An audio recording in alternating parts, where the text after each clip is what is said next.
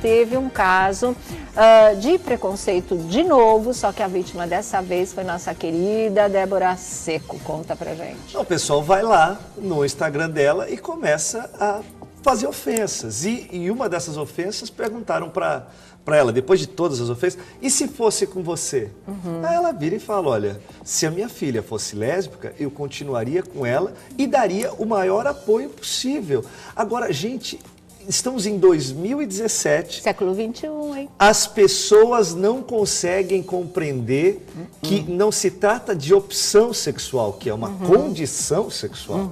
É totalmente diferente. Não é opção, são desejos, não né? é orientação, Isso. é condição mesmo, poxa.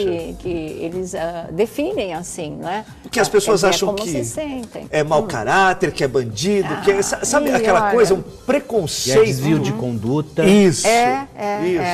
Isso, gente, em função de que ela postou uma foto bonita de uma capa de revista, se eu não me engano, da Vogue, com um beijo entre dois rapazes. E ela explica que a revista fez essa capa com um beijo dos dois rapazes, fez outra capa com um beijo de duas meninas e fez outra capa tradicional, um casal hétero. E pronto, era para todo tipo de público, realmente. E ela achou bonita a dos rapazes, ela postou essa daí e pronto, infernizaram a vida dela. O que escreveram, o que postaram no Instagram da Débora não foi fácil e ela ficou muito chocada e ela resolveu responder através de um vídeo e vocês vão ver agora. Vamos lá. Desculpa o pijama, cara, hora, mas eu fiz um post agora de uma capa da Vogue Itália, do Giovanni Bianco. 2 homens se beijando. Ele fez também 2 mulheres se beijando, um beijo lésbico, e um homem e uma mulher se beijando, um beijo hétero. E aí vem uma chuva de comentários preconceituosos, maldosos, odiosos. Eu vim aqui me desculpar com mães de possíveis meninos ou meninas homossexuais que tenham, porventura, lido isso e se magoado com tantos comentários maldosos, odiosos, preconceituosos. Quero responder um também em especial, que perguntou, e se fosse sua filha? Bem, se fosse a minha filha, eu quero te dizer que eu vou estar do lado dela, seja lá qual caminho ela resolva seguir. Eu vou estar com ela, dando amor para ela. E o que eu vou ensinar para ela é que ela pode tudo o que ela quiser a partir do momento que ela não prejudique uma outra pessoa. Acho que essa condição sexual não prejudica ninguém, né? E desrespeito, intolerância, preconceito, sim. Vamos amar mais, gente. Eu vim aqui para isso. Boa noite. Olha aí, né? Foi curta, enxuta, em 1 minuto, que é o tempo que se pode postar uma mensagem no Instagram, ela disse absolutamente tudo, diz tudo aquilo que era fundamental, né? É porque foi, né? Existe todo esse misticismo em cima da homossexualidade, né? Que onde já se viu tal. Não, homossexuais são seres normais como qualquer outro, gente, pelo amor de Deus. Eu sou igualzinho a qualquer homem que vocês podem ver na rua. Tenho tudo o que eles têm, tá bom? É igual. Não, nada de diferente. Não vem com 2, com 3, com 5, não. É igual. Então, assim, agora, o que pega, eu acho que muito hoje em dia, é essa questão desse ativismo deliberado e esse ativismo que a gente andou para trás, que o povo, simplesmente eles vão gritar, mas nem eles sabem por que eles estão gritando. E que está muito em voga hoje, falar sobre a homofobia. Tudo é homofobia, né? E não é, gente. As pessoas, eu acredito sim que houve um crescimento muito grande aí da libertação da própria homossexualidade, como também da própria mulher, né, Sônia?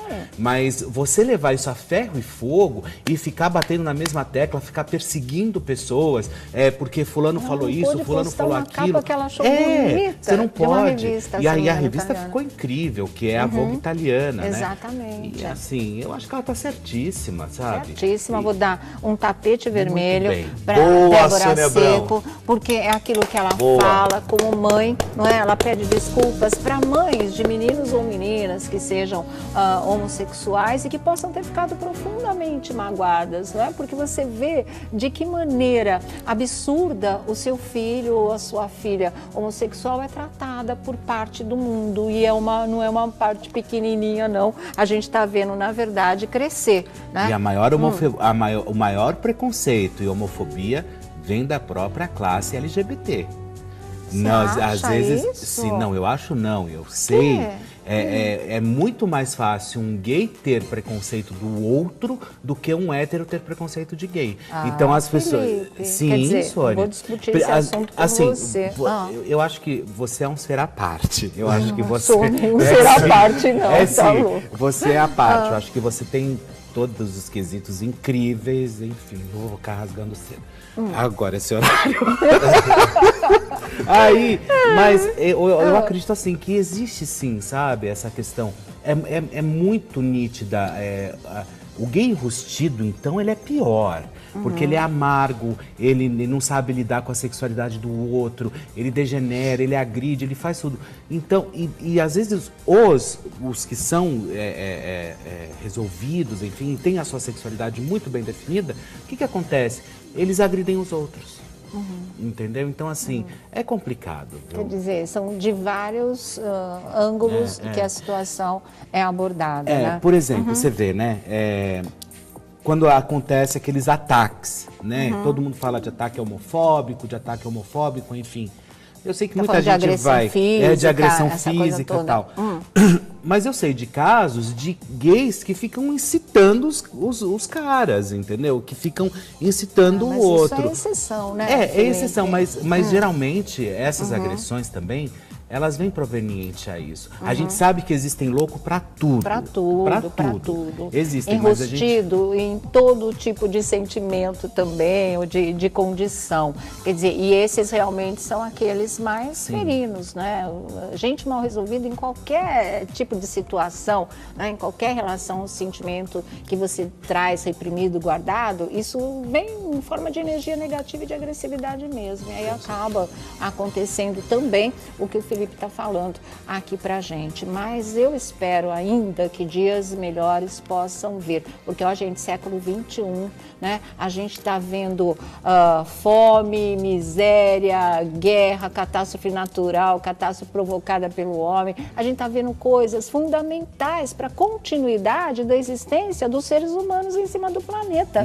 E tem gente se preocupando com quem você leva para a cama, o que você faz na cama, o que você está fazendo entre quatro paredes que não está invadindo a vida de ninguém. Eu acho pequeno demais, pobre demais, podre demais, sabe? Eu acho a face mais medíocre realmente do ser humano é uma coisa dessas. Que isso, né? E isso porque eles estão criticando o quê? Através do ódio eles querem afetar o amor, né? Porque toda forma de amor vale a pena se a alma não é pequena, já dizia o poeta. Enfim, vamos virar e hoje tem coisas importantíssimas com a personagem Ivana na novela Força do Querer. Vai ser forte, pesado, vai ser dramático. Todo o elenco sofreu nas gravações dessa cena. Logo, logo você vai ficar sabendo. Daqui a pouquinho a gente fala pra vocês. Mas a gente já falou disso, não é? Falou da Débora Seco e vamos falar de Tami Miranda. Olha aí.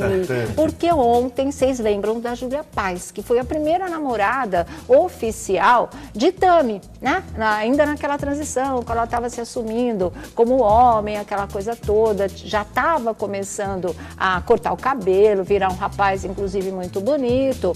Teve o namoro, essa coisa toda. E a Júlia, que não é mais Júlia, Elaine, se eu não me engano, né? Teve no Super Pop ontem e foi uma entrevista que a Luciana fez com ela, que deu a maior repercussão, que hoje está em tudo quanto é site. Você estava sentado lá no sofá maior, eu vi você conversando, inclusive, com ela. Sobrou até pra Geise Arruda, que eu também vi, Felipe. Você pra Geise Arruda, eu vi. Boa, mas... Felipe, não sei do que se trata, mas boa, Felipe. Sobrou, Sônia Abrão, sobrou. Mas o lance da Júlia me chamou muito a atenção. Tudo bem, na época a gente meio que desconfiava, mas ela era tão convicta na opção dela em estar com a Tami, em falar dos 2 filhos que ela tinha, e mesmo assim assumia, que eu falava assim, gente, mas peraí, aquele namoro que eu achava que era, não era? Porque foi o que ela revelou ontem no Super Pop, né? Que ela foi contratada para passar por namorado de Tami, era uma coisa profissional, elas iam fazer o ensaio juntas, né? E que recebeu por esse trabalho, ou seja, durante um tempo realmente enganaram a gente, mas aí, mas muito bem, o que acontece, né? Sempre chega a hora da verdade, foi a hora dela. E a Tami também não tá nem mais aí com essa história, tá pra lá de resolvida, aceita, acarinhada por todo mundo, acolhida por todo mundo, acolhido. Aí o que acontece? Depois, né, segundo ela mesma disse, o Felipe pode confirmar aqui, elas acabaram realmente se interessando uma pela outra. Aí virou de verdade. Acho que por isso que elas não tinham revelado antes o contrato, né? Ela foi ao programa, inclusive na época, eu fui cobrir o casamento dela quando ela casou com um rapaz, né? A Iriane. Foi, depois que tinha separado de Tami. Isso, agora depois. Ela tem 4 filhos. Ela já tinha um antes. Já tinha um, já um era ou mãe de dois? um. Tá. E aí agora ela já tem mais 2 filhos, que ela teve desse casamento. Inclusive o rapaz é um excelente rapaz. Eles são evangélicos, enfim, mas são ela gente boa, mas não são, então, enfim. Nem dá, né? Deve ser, o que acontece né? o que acontece é o seguinte. Quando ela disse justamente isso, que ela foi contratada, que tudo aquilo lá era cênico. Então ela precisava se manter como a namorada do Tami, ainda me confundo, do Tami, para poder fazer todos os trabalhos que já estavam previstos. Aí o que aconteceu? Elas um dia se pegaram, né? Vamos dizer assim, né? E aí diz que começou realmente a relação entre as duas. Aí durou bastante, né? Durou, uns 2 anos, durou. acho. Durou. Coisa assim. Eu não sei se durou, não, mas que elas faturaram bastante em cima, elas faturaram. É verdade, chama a atenção de todo mundo mesmo. Ela continua super bonita, né? Hoje mãe de família, casada realmente, se converteu, quer dizer, é outro tipo de vida. E ela disse o quê? Ela é bissexual? Não. Foi uma fase? Ela falou que ela naquela época ela não entendia o que era nada. Ela não sabia se ela era hétero, se ela era homossexual, se ela era bi, enfim. Mas ela sabia que alguma coisa não estava se encaixando ali. Certo. Né? Que tinha alguma coisa fora do quadradinho. Vamos ver esse trechinho, vamos lá, do Super Pop de ontem com Luciana Gimenez, vamos ver. Fala Júlia Paz, você já lembra em sensualidade, algo. E na época foi o nome para o personagem. Não era o meu nome. O personagem que na época eu apresentei, tanto para os filmes, tanto para a revista, tanto com a questão da Tami. Então, foi todo um... Isso foi uma coisa pensada? Eu vou ser um personagem sexy? Bem, na época eu não poderia falar porque a revista estava... Eu tinha um contrato com a revista. Foi pensado? Hoje, a revista... né, alegou falência. Então, eu acredito que eu não preciso mais. Eu fui contratada para fazer esse tipo de trabalho. Porque posar nua? Todo o trabalho. Desde posar nua, toda essa repercussão. Namorar com a Tami? Sim. Namorar com a Tami também? Sim. Mas namorou? Sim. Ok. Então, Você não tinha... Sim. O namoro era pré-combinado? Sim. Você não tinha atração por mulheres, então? Não. No começo, né? Sim, aí acabou virou virando realidade, porque a gente teve que conviver, né? É que ela é legal, ele é legal também, né? Sim, ela também é uma pessoa muito bacana, não tenho nada contra Inteligente. ela. E assim, foi um trabalho que, na verdade, a namorada dela ia posar com ela pra revista, ela desistiu. E aí ela precisou de uma pessoa pra substituir. E aí acabou E que aí rolou. eu já estava com um contrato com a revista, na época eu trabalhava como assistente de palco na Bandeirantes. Aí você falou, beleza. E aí eu aceitei a proposta, porque, enfim, Por quê? naquele momento eu estava numa fase difícil da minha vida, Por eu quê?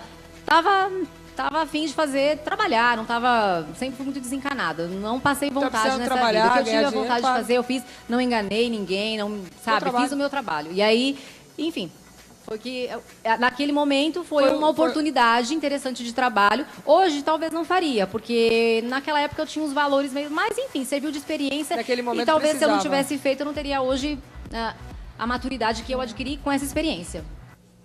Tá, e te convenceu, Felipe? Me convenceu, sim. Eu também achei. Me convenceu. Não me convenceu na hora que ela falou, eu não enganei ninguém, porque você enganou o Brasil inteiro, Júlia.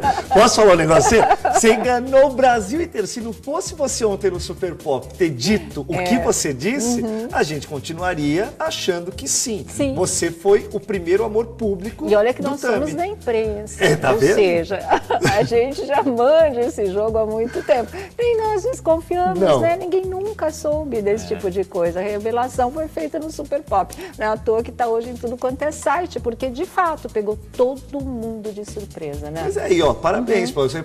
Além dos filmes que ela fez, acabou fazendo ela filmes fez filme adultos. Pornô, adulto agora. Fez filmes adultos. Com Tami mesmo, né? Ela, não, na verdade, não foi. Teve uma cena, não sei se foi com essa ou com outra namorada, mas ela fez com outros homens também. Tá. Entendeu? Naquele auge geralmente se arrependem, né? É uma coisa impressionante. Sônia, mas isso. eu acho que qualquer pessoa se arrependeria. Até o Frota se arrependeu. Qualquer pessoa se arrependeria. Enfim, valeu, pelo menos, né? Ou cedo ou tarde a verdade veio à tona, e num momento que isso já não tem mais um peso, nem para ela e nem mais para Tami também, né? Então pronto, tá e quando tudo eu falo qualquer resolvido. pessoa se arrependeria, é que assim, são pessoas que não são atrizes ou atores profissionais que embarcam pela do mundo grana, adulto. recebem um convite porque são famosos, no caso dela porque era muito bonita, é bonita até hoje, e precisando de dinheiro, se aceita vai fazer, depois acaba se arrependendo mesmo, mas é o que ela disse, se não faz também, não sabe se teria chegado a esse grau de amadurecimento, de enxergar a vida de uma outra maneira, né? Pois é, né? Eu acredito assim, ela conheceu um rapaz, ela construiu uma família. Talvez era isso mesmo que ela queria. Que ela quisesse, né? pronto, tá tudo resolvido. Como Tami também encontrou o caminho dele. Mas eu achei bem corajoso e eu achei ela muito centrada em relação ao que passou, porque qualquer pessoa tinha ficado birutinha, né? Como muitos ficaram, como muitas estão também. Eu acredito assim que ela tá bem tranquila assim, mas por quê? Porque ela teve um apoio grande da família, tanto do marido como da família do marido, enfim. Foi acolhida, né? E a aceitação é tudo, né? Com certeza. Ajuda mesmo, é uma força que move as pessoas. Girando a nossa roda, ontem foi o último dia do Máquina da Fama e eu tô vendo o pessoal triste pra caramba. Eles estão tirando do ar um programa que tinha e tem fôlego ainda para mais temporadas e temporadas e temporadas. Enfim, vai deixar saudade. E foi muito emocionante a despedida da Patrícia também, né? Ela disse que eles voltam em 2018, não com Máquina da Fama, mas com outras novidades. Essa equipe bárbara, e achei bárbara essa foto, todo mundo junto, eles fizeram 4 anos de um trabalho muito bom, de verdade, e vão continuar juntos, porque sejam quais forem as atrações que vêm por aí no ano que vem, quando ela já tiver tido a menininha, já tiver acabado a licença maternidade, ela volta, é lá para abril do ano que vem. Essa mesma equipe vai estar junto, né? Isso o Felipe tinha contado até pra gente em primeira mão aí nos seus bafões. E a Patrícia confirmou, é exatamente isso, viu? E foi uma despedida super bonita, só o Almeida lá, foi um programa 10, fechou com chave de ouro mesmo, né? E um programa, ele saiu do ar porque era muito caro. Então... E por causa da gravidez também, né? Também, excesso de trabalho, gente. Você consegue gravar, entendeu? Porque é semanal, aí você grava 4, já é um mês, grava 8. Vai carregar a barriga dela de 5 meses. Eu compreendo que ela...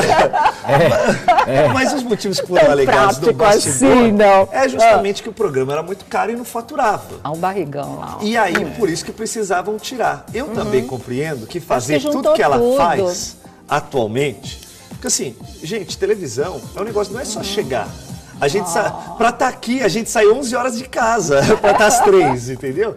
Então é todo um processo que você precisa cumprir as regras. Não é só chegar. E ela faz eu vou dormir todo dia 2h30. Pois é. Da manhã. Entendeu? Fica garimpando os bafões, né? No outro dia atualiza tudo. É complicado. A Sônia Abrão dorme aqui atrás dessa floresta aqui, ó. Eu já durmo igual o Batman, pendurado de cabeça, igual o morcego. Tem uma oca aqui, ela vai lá pendurado de cabeça.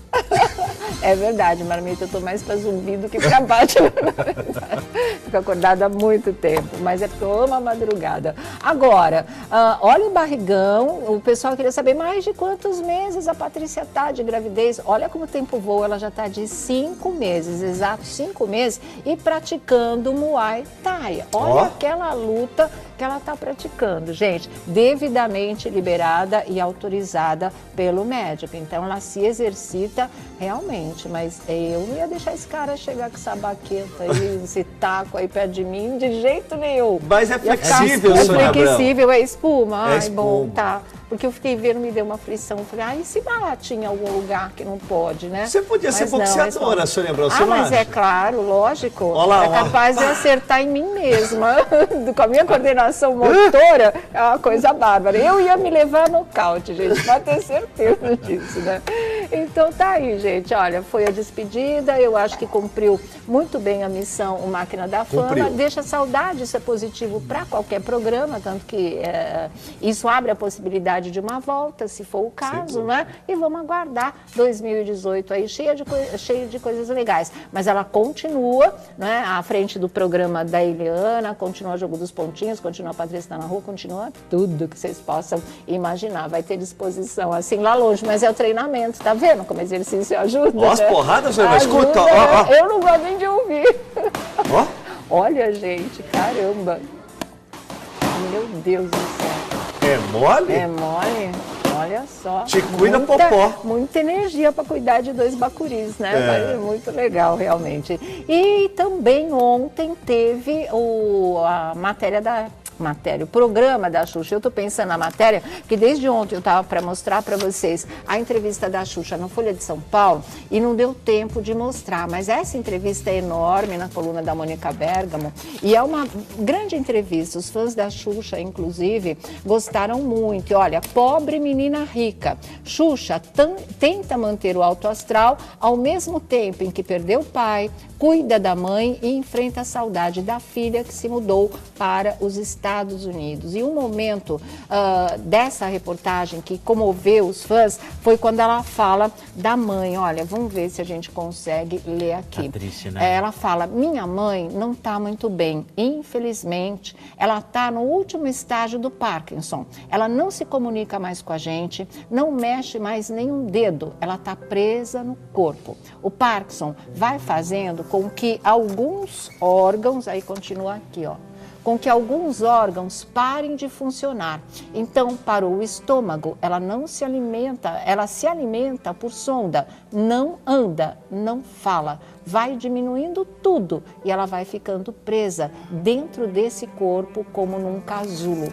Aí ela continua aqui, é uma prisão mesmo. Eu já estou pedindo para que ela, e ela não completa, sofrer, obviamente, ela sofre com essa porcaria de doença, mas eu não quero vê-la sentindo dor e eu não conseguia verbalizar isso. Se você me entrevistasse 6 anos atrás, eu ia dizer, eu não quero a minha mãe longe de mim, eu preciso dela, nem que ela vire uma casquinha, eu quero a casquinha ali do lado. Hoje, eu não quero essa casquinha sofrendo do meu lado. Do jeito que eu amo ela, eu não posso vê-la desse jeito, entendeu? E aí ela fala da filha, ela junta tudo que se passa na vida dela. Ela diz, faz 1 ano que a filha se mudou para Nova York para estudar. E aí, deixa eu ver, acho que é aqui que continua.